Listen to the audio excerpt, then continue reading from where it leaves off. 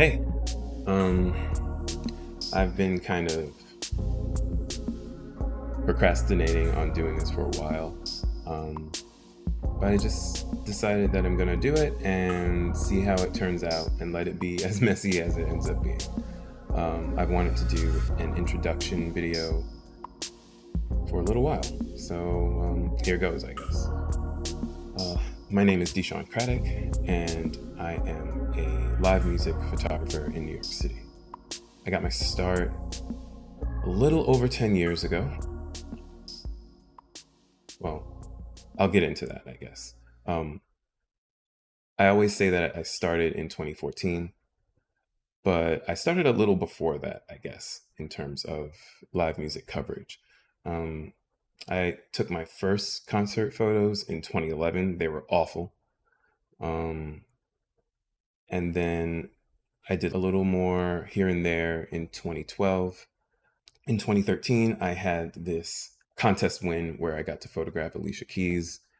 So that was one, the biggest show I had photographed at that point, and two, it was my first arena experience as well. I was not prepared. I didn't know what I was doing, but I got some photos that I really liked. And I'd say that's when the bug bit me.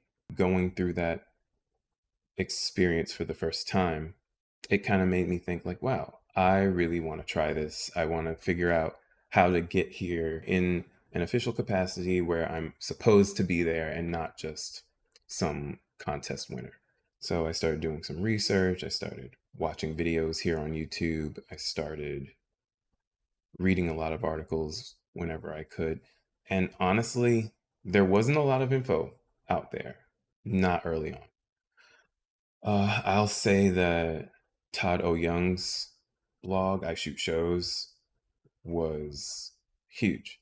Um, I still have an email from him replying to something that I sent in 2013 when I was like, "Hey, just thanking him for making that kind of information available because it was really scarce.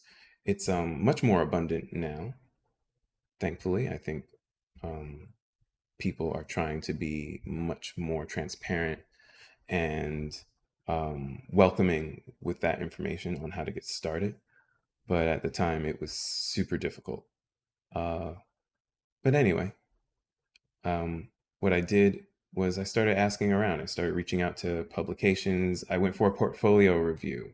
I tried to speak to as many people as possible. I would check for when people had panels that they were, having at public places, camera shops and stuff like that. And I would introduce myself in a lot of places. The first two kind of breaks that I had in that regard, one was just, I think, luck, honestly. I had a good friend who worked at Live Nation, and on a whim, I just decided to ask him, "Hey, do you know anything about the photography side of what Live Nation does as it pertains to shows? Do they hire photographers? If they do, how does that work? Do I send in an application? Do I email someone? Uh, what's the process?" And my friend was nice enough to just give me an introduction to the right people, and they didn't have a budget, so it seems like I got in when something very new was starting to take hold for them, and they put me on to photographing shows at two different venues. One was Irving Plaza, the other was Gramercy Theater. And I did that for almost 4 years. And then I started reaching out to publications, and I was fortunate enough to hear back from Stereo Gum. Stereo Gum sent me to my first festival, which was Made in America 2014 out in Philly. And that was really exciting. It was my first time traveling for an assignment. It was my first time working with a writer. It was really cool. And the more progress and the more momentum that I built up, the more I realized I wanted to do this. And Stereo Gum was a paid gig. It was nice. That was a short lived opportunity. I only did two paid assignments for them, both festivals.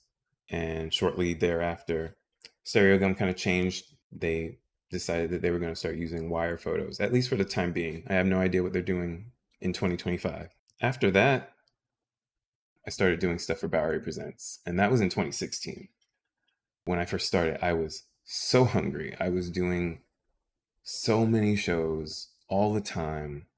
Um, Probably more than I should have. If I could do it over, I would be a little more careful about how thin I was stretching myself.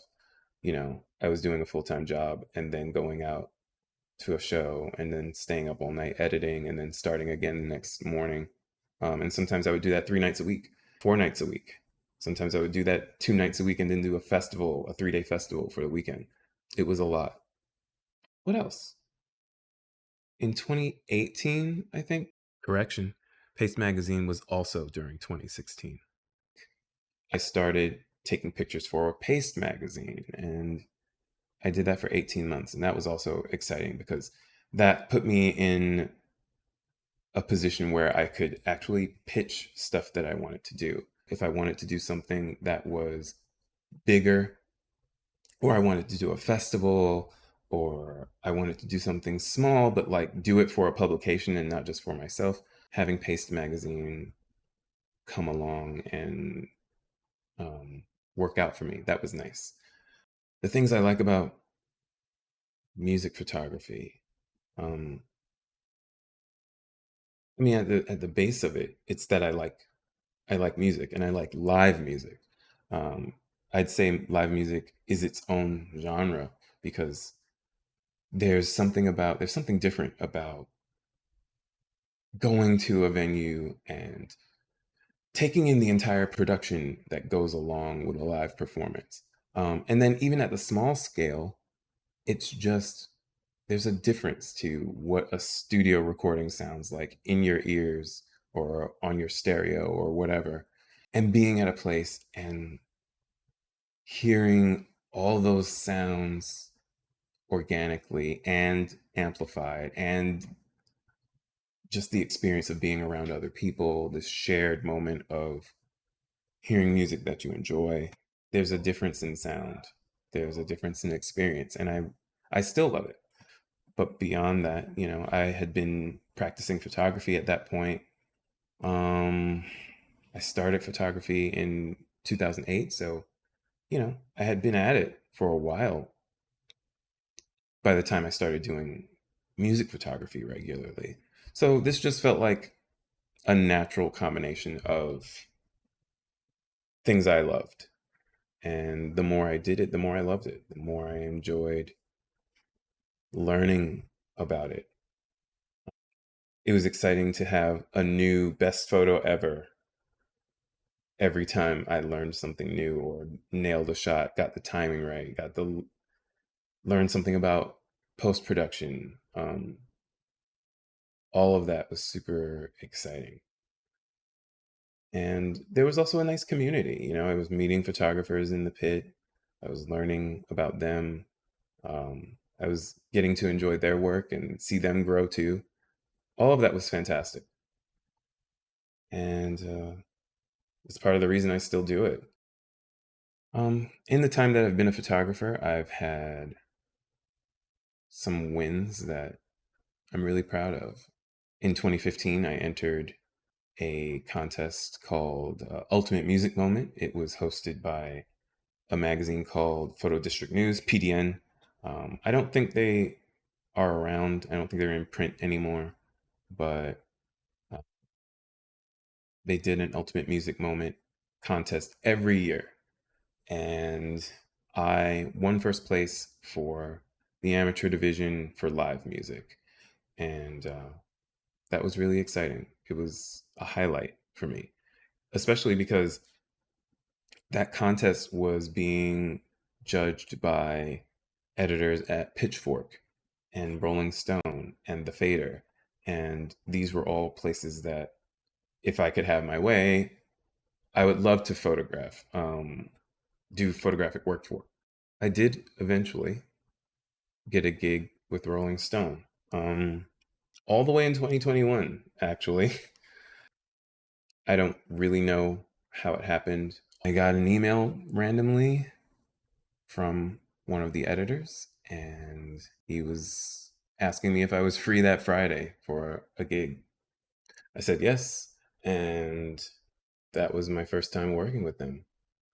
It was a chaotic first gig, but it was something I had been hoping for a long time. So it just felt nice to get that kind of recognition. I know we often talk about, having the self-confidence to know when you're good, and that is important. But it's also nice to have an outside validator every now and then.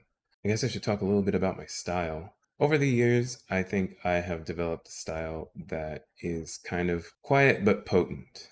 I like to take big moments and distill them down into really powerful singular images. And sometimes that means it's a really intimate image, what could be perceived as a quiet moment. Sometimes it's something a little more explosive, but I also like showing the scale of things. This is kind of carryover from what I like about street photography, the scale of us versus the city. I like to evoke the sense of it just being you and the artist. You know, sometimes people talk about how they go and see their favorite and they're like, it felt like it was just me and them. I want my photos to feel like that as much as possible. And I think I do that. I think my favorite photos convey that very well. I want people to get the sense of the energy in the room without having to know who the artist is. If I can do that for anyone, I'm happy. If I can do that for myself, I'm especially happy. Chasing that feeling is kind of what has kept me doing music photography for so long. Just to touch on a couple of other things that I got to do that I'm proud of. I was nominated for an award for the inaugural Abbey Road Music Photography Awards. That was in 2022. And it exposed me to a lot of really fantastic people. I got to meet a lot of interesting people, and it helped me foster a relationship with the studio that led to me being on the shortlisting judge panel the following year. And now they're in their fourth year, and we still have a good working relationship. And I love that. The other one is getting my first TV credit, I guess. It was having a photo that I took of Tyler the Creator be used for this Hulu series called Rap Caviar, which is based on the Spotify playlist of the same name. And I was in the first episode. Well, I wasn't in the first episode, but my photo was in the first episode, which means that I got to have this neat credit at the end of the program. So that was exciting too. I don't really know if I'll do another one of these. It was kind of messy, as is to be expected. I'm not a video person. I don't know what I'm doing. The camera stopped recording at some point, and I had to kind of pick up where I left off and figure that out.